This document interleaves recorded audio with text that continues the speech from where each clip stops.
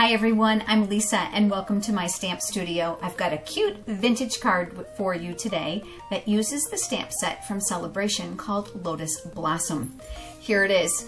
I've done some aging and antiquing on this card to give it a fun finish. And in the video in just a few minutes, you're going to see how I substituted this piece for a really cute vintage brad. Come on over to the stamps table and let's get started. We'll begin with a half a sheet of cherry cobbler cardstock, and this measures 8.5 by 5.5. I'm going to go ahead and fold it in half and use my bone folder. And we're going to use a piece of very vanilla cardstock, and this measures 4 by 5.25. I'm going to use the new Spring Flowers embossing folder, and I'm going to put my vanilla cardstock in here, and I'm going to run this through my Big Shot. It's going to give us this beautiful background. Now, I wanted to add a little bit of aging to this, so I'm inking up a wedge of sponge in the crumb cake ink, and I'm just lightly covering some areas of the card. Now, I don't even care if some are lighter and some are darker. That just lends credence to that vintagey aged look. Next is a piece of very vanilla cardstock, and this measures 2.5 by 4. And this one I'm going to add some muted background on, and let me show you how I've done that. I'm using the dictionary background stamp, which I love because I really like aged and vintagey projects. And because the stamp actually has a direction so that the words are not upside down, I actually labeled my block with the word top with a Sharpie marker. Makes it a lot easier for me to make sure I don't get it wrong. So I'm going to ink this up with crumb cake ink, same ink we just used to sponge with. Now I know this is going to be too dark, so I want to take off a layer of ink. Rather than handling the stamp like this, which is very difficult, I'm going to ink it face up, and I'm just going to rub a little ink off. So now when I use that small piece of vanilla, I'm going to put that on there. I'm going to rub again. I'm going to get a nice muted background. Next step we're going to do is the flowers. I love this Lotus Blossom stamp set from Celebration. This is a free item. If you spend $50 between now and the end of March, you can choose this item for free. The photopolymer does get stained with usage. It does not harm its effectiveness, but I've also taken that same marker and I've labeled each piece 1, 2, and 3. Now they do come that way inside the photopolymer sheet. You're going to see how they're numbered. But I did it on my stamps because I found it was a lot easier for me and my customers when we were using it. So I'm going to go ahead and put them in order. Now I'm going to tell you how the numbers are going to be a great way for you to remember what you need to do if you're using one color ink, which is what I'm doing. And I'm using cherry cobbler. So I'm going to tap on some ink for number 1, and I'm just going to determine where I want my flower to go. I'm just going to make him go straight up, and that V is the center of the flower.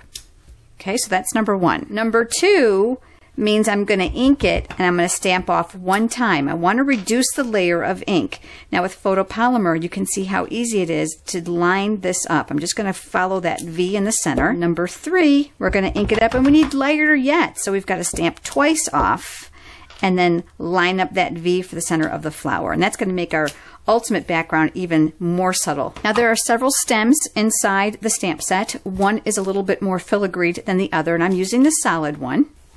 I'm using the crumb cake ink, and yes, it's a little bit unorthodox for a flower stem, but I really didn't mind. So now I've got my image. I used the early espresso ink and the sentiment from the same stamp set that says thank you, and I'm actually going to put that down here.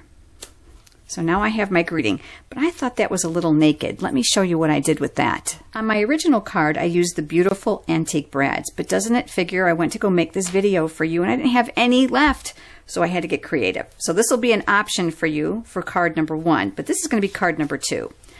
I took a coordinating piece of cherry cobbler cardstock, and this one measures 2 3/4 by 4 1/4, and I was going to use my snail adhesive to put adhesive on the back to mount these layers. Remember that piece that we sponged? I'm going to go ahead and use some adhesive on the back of that. So this image is going to go on here, and you know me, I love dimensionals, so we're going to put one of those in each corner. Going to get mounted right in the center of our card.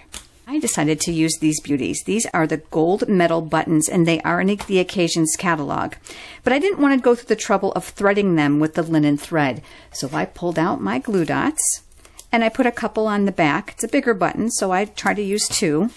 I'm going to put that up here in the corner. This is 16 inches of linen thread, and I'm going to fold it in half. I want my bow a little bit thicker than normal, but I didn't want to go through the trouble of 2 strands. So I'm just going to make a bow. I'm going to hold my knot so I can adjust my loops a little bit. I don't want the bow too small. Now you're thinking, what about this? Okay, well that's no problem because we're just going to snip that open, and then I'm going to give this a little bit of a haircut so that my ends are not too long. And then another glue dot right in the center of that knot. And I'm going to squish this together a little bit so it fits well. And that is going to go over my buttonholes to make it look like we have threaded it, although we haven't. So there you go, really simple. And here's the original one. Thanks for tuning in. Don't forget, all the supplies are available in my online store. Head over to my blog. And don't forget to subscribe to my YouTube channel. I've got lots more cool things coming up.